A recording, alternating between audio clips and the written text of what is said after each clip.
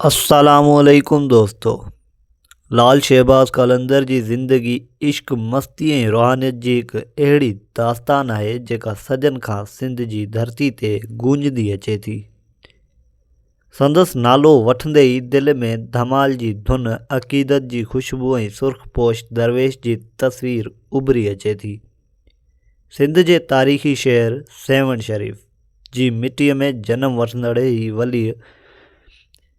ही वलीउल्लाह असल में सैयद उस्मान मरूंदी हो।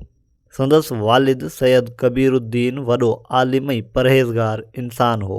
चवनि था त जॾहिं लाल शहबाज़ कलंदर जनम वरितो त घर में हिकु अजीब नूर पखिड़िजी वियो ऐं बुज़ुर्गनि अॻकथी कई त हीउ ॿारु मुस्तक़बिल में रुहानियत जो वॾो मीनार बणिजंदो। नंढपिण खां ई संदसि मिज़ाज ॿियनि ॿारनि खां मुख़्तलिफ़ हो।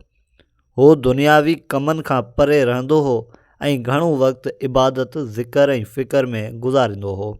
जॾहिं ॿियनि ॿारनि हथनि में रांदीका खयां तॾहिं हिन जे हथनि में तस्बीह हूंदी हुई।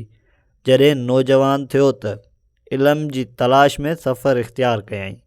ईरान, इराक़ ऐं ख़ुरासान ताईं वियो। केतिरनि वॾनि बुज़ुर्गनि जी सोहबत हासिल कयईं। चवनि था त हिन बगदाद में बुज़ुर्गनि खां फैज़ वरितो ऐं पोइ सिंध जी धरती ते वापसि मोटी आयो। संदसि लक़ब लाल संदसि सुर्ख़ लिबास सबबु पियो। शहबाज़ उन करे जो हू रुहानियत जे आसमान ते उॾामदड़ बाज़ वांगुरु हो ऐं कलंदर उन करे जो हुन दुनिया जे क़ैदनि खां आज़ादी इख़्तियार कई हुई। सेवण में जॾहिं हुन पंहिंजी ख़ानक़ाह क़ाइमु कई त हज़ारे माण्हू संदसि दर्स ऐं सोहबत लाइ अचणु लॻा। हिंदू, मुसलमान, ग़रीब, अमीर सभिनी लाइ संदसि दर खुलियलु हो। हू फ़िरक़नि ऐं ज़ातियुनि खां मथां हो। संदसि पैगाम मुहबत, अमन ऐं इंसानियत हो। चवंदो हो त जेको बि इंसानु आहे उहो मुंहिंजो पंहिंजो आहे। चवनि था त हिकु भेरे शहर में ॾुकार पइजी वियो। माण्हू बुख ऐं तकलीफ़ में मुब्तला थी विया। लाल शहबाज़ कलंदर पंहिंजा हथ आसमान ॾांहुं खयां ऐं दुआ घुरी। थोरी देरि में ककर गॾु थिया ऐं बरसाति वसणु लॻी। माण्हुनि खेसि अलाह जो दोस्त सॾियो। संदसि मजलिस में ज़िकर, समा ऐं धमाल थींदी हुई। धमाल जी धुन ते माण्हू वजद में अची वेंदा हुआ। हुन जी दरगाह ते अॼु बि हर ख़मीस ते धमाल लॻे थी, जेका सदियूं गुज़रण बावजूदु जारी आहे। धमाल सिर्फ़ु नाच न आहे, उहो रूह आहे। उहो रूह जी आज़ादी जो इज़हार आहे। इश्क जी बाह में सड़ण ऐं फ़ना थियण जो अमल आहे। लाल शहबाज़ कलंदर जो तालुक़ु ॿियनि सूफ़ी बुज़ुर्गनि सां बि रहियो हो। चवनि था त हिन जी मुलाक़ात बहाउद्दीन गंजशकर,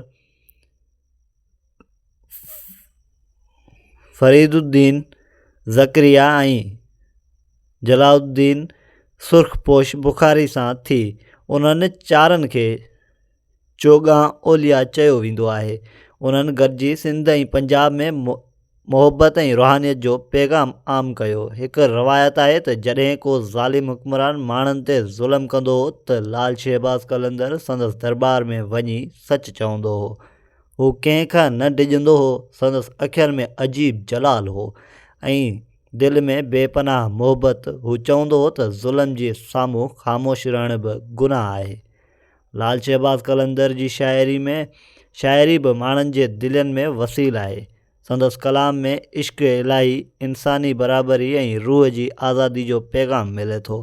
बाद में केतिरनि ई शाइरनि संदसि शान में क़सीदा लिखिया। सिंधी लोक गीतनि में बि संदसि नालो वॾे एतिराम सां वरितो वञे थो। मशहूरु कलाम दमादम मस्त कलंदर अॼु बि हर महफ़िल में ॻायो वञे थो, जेको संदसि इश्क ऐं मस्ती जी यादि ॾियारे थो। वक़्तु गुज़रंदो रहियो ऐं आख़िरकार उहो ॾींहुं बि आयो जॾहिं हीउ अज़ीम सूफ़ी पंहिंजे ख़ालिक सां वञी मिलियो। संदसि विसाल खां पोइ श्राइन ऑफ लाल शहबाज़ कलंदर तइमीर थियो, जेको अॼु बि लखें ज़ाइरीन जो मर्कज़ आहे। हर साल उर्स जे मौक़े ते हज़ारे माण्हू सॼी दुनिया मां अचनि था। दरगाह ते चिराग रोशन थियनि था, क़वालियुनि जूं महफ़िलूं लॻनि थियूं ऐं धमाल जी धुन ते अक़ीदत जा रंग छिड़कंदा आहिनि। दरगाह जे सहन रातनि दरगाह जो सहन राति जो जॾहिं रोशनियुनि सां जगमगाईंदो आहे त लॻंदो आहे ॼणु आसमान ज़मीन ते लही आयो हुजे। माण्हू दुआ लाइ हथ खणनि था, को अखियुनि में ॻोढ़ा खणी बीठो आहे, को शुक्र अदा करे रहियो आहे। हिते अमीर ऐं ग़रीब में को फ़र्क़ु न आहे, सभु हिकु ई सिफ़ में बीठल आहिनि। लाल शहबाज़ कलंदर जी ज़िंदगी सिर्फ़ु मौजज़नि जी कहाणी न हुई, पर हिकु फ़िक्र, हिकु तहरीक हुई। हुन इंसान खे इंसान सां मुहबत करणु सेखारियो।